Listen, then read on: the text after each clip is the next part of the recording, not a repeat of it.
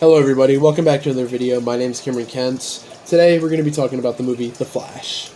So, The Flash, I thought it was a very enjoyable movie, and I waited a week to just get my thoughts on it, for sure, and I want to talk about it now with you guys.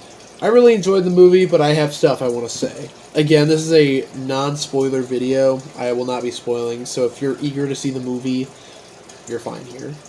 Just don't spoil anything in the comments. Please don't be that guy or gal, whatever.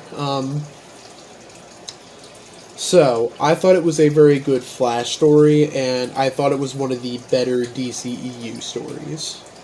It was a very enjoyable, fun adventure, but for Barry Allen.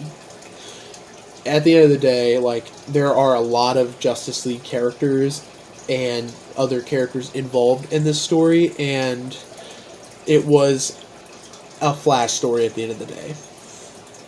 It was, I think Ezra Miller portrayed Barry Allen very well.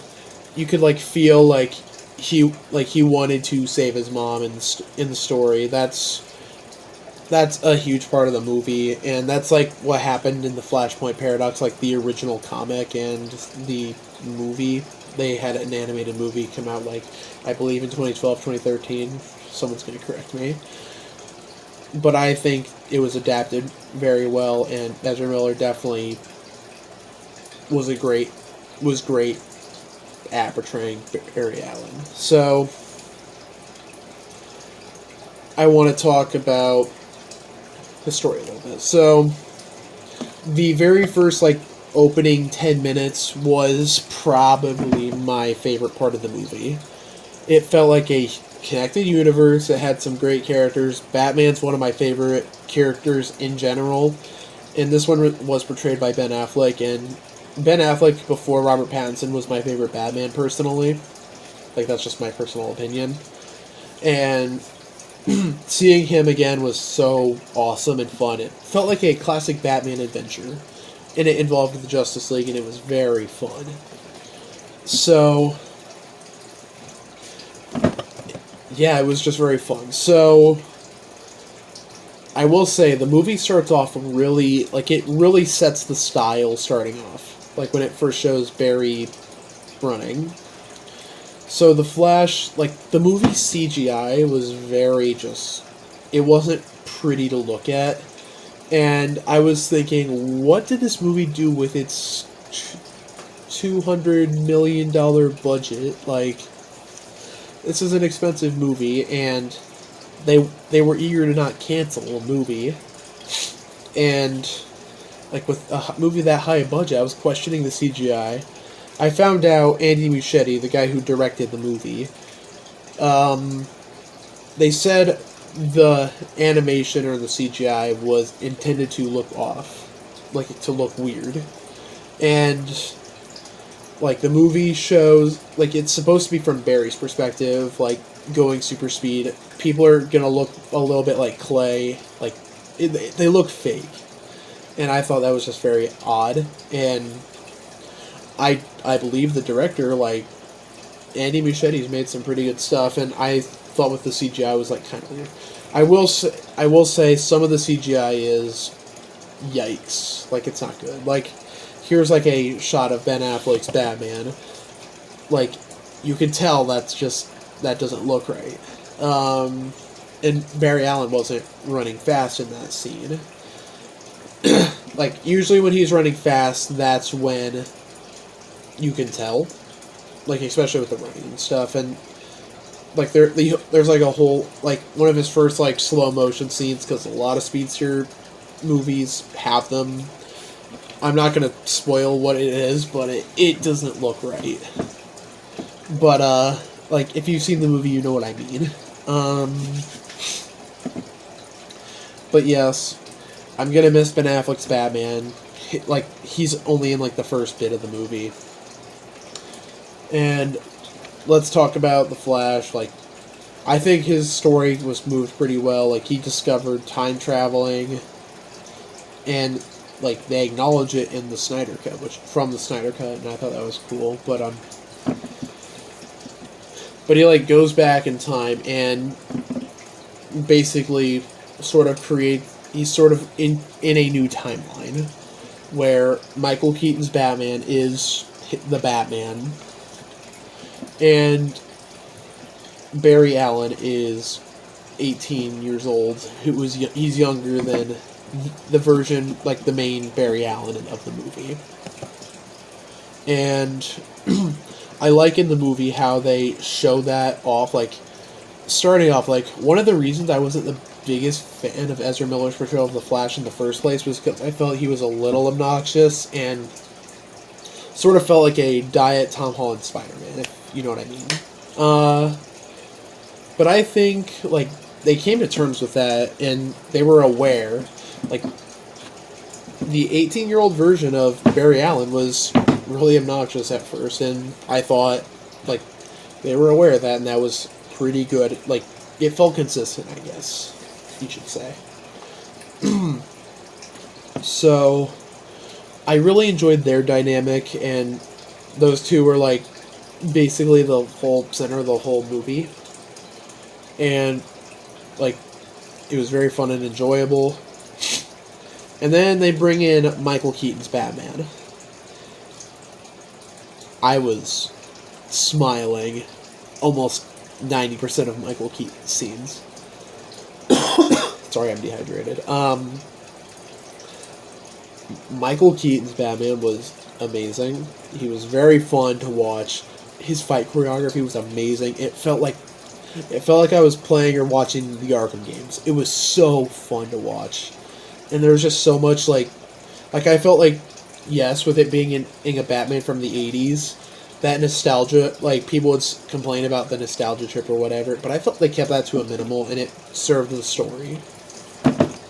If they were to have, this is not a spoiler, but say that, like, they don't even, like, it shows the Batmobile, but they never activate it. And if they did that, I would have been screaming. But there are so many, like, cool shots that feel like, yeah, that is Tim Burton's version of Batman. Like, he was so awesome in this movie. I also like how they explained the multiverse. It, to me, felt like it was, like, one of the best explanations for a multiverse movie. I'm saying that because Michael Keaton, like, his character kind of explains it, but I don't want to talk spoilers much. But, like, he kind of explains how he thinks the multiverse works, and that was, like, one of my favorite interpretations. Like, that's a good multiverse explanation to me. I like it better than the MCU's, personally. I don't know. But, Michael Keaton's Batman was amazing. If anyone is a huge fan of the Michael Keaton Batman, you're gonna enjoy his part in the movie. And, like, I'm not even that big of a Tim Burton Batman fan. Like, I enjoy it, but, like, oh man, I was so happy. What else? Supergirl. Okay, so Supergirl, I think she was really good in the movie, but I felt like they didn't give her enough time to grow. Or it felt like she had the least to do. Like, she served the least from the story. Like, General Zod came in, and they were only using her to fight him because General Zod's powerful, and the Flash and Batman could not take him. So that's pretty obvious. So that's really all she had to do in the movie. I definitely liked Sasha Calle's version of her. She did a really good job, and I personally would not complain if she was James Gunn's new Supergirl because I know they're gonna have a Supergirl Woman of Tomorrow movie. I'm excited for that movie. That's coming out in a while though. I would not be upset if she had that character, or if he had that, and Sasha Calle be that Supergirl. Sorry for the stuttering. So,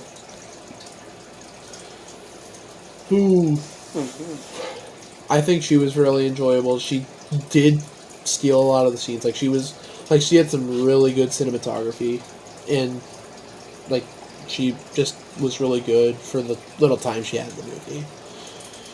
Okay, so we're also bringing like one of the main antagonists, is General Zod.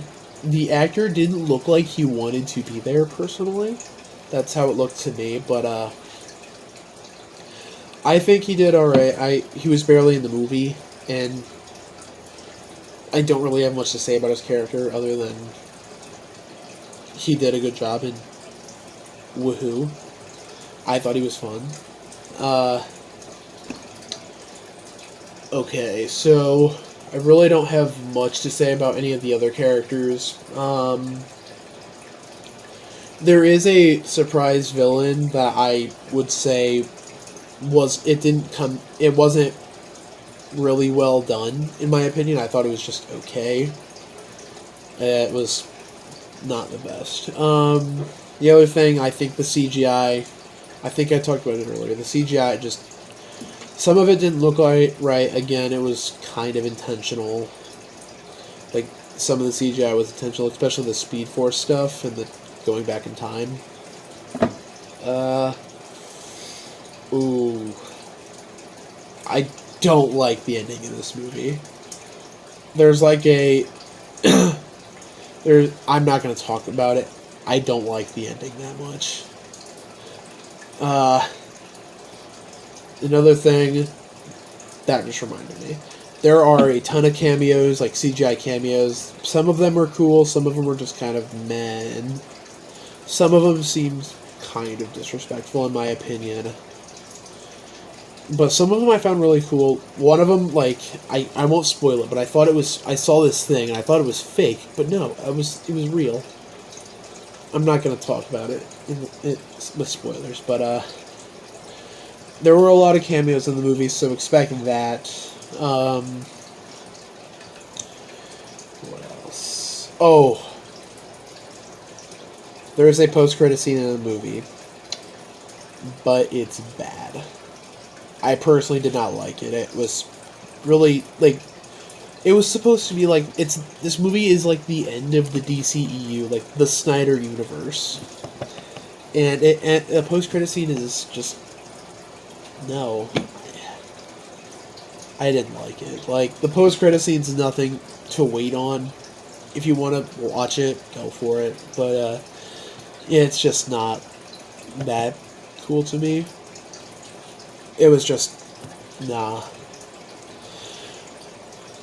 Okay, like, but yeah, this movie does mark the end of the DCU, and overall, I think it was a enjoyable movie. I would give it a 7 out of 10. I do personally think the movie was a little overhyped, but it still was very enjoyable and a good time. If you are a Flash fan, I definitely would encourage you to go check it out. And if you have a lot of personal enjoyment out of Michael Keaton's Batman, go see it. He's like one of my favorite parts of the movie. And I believe that's really it. I have to it on the non-spoilers of the movie. I may talk spoilers in a future video. We'll see. But overall, it was a very enjoyable movie. I would, again, a 7 out of 10. It's not bad. So, if you guys agree with me, and if you like the movie, give this video a thumbs up. And if you believe I've earned your subscription, you guys are more than welcome to subscribe to my channel. Thank you guys for watching, and I will see you guys in the future. Goodbye.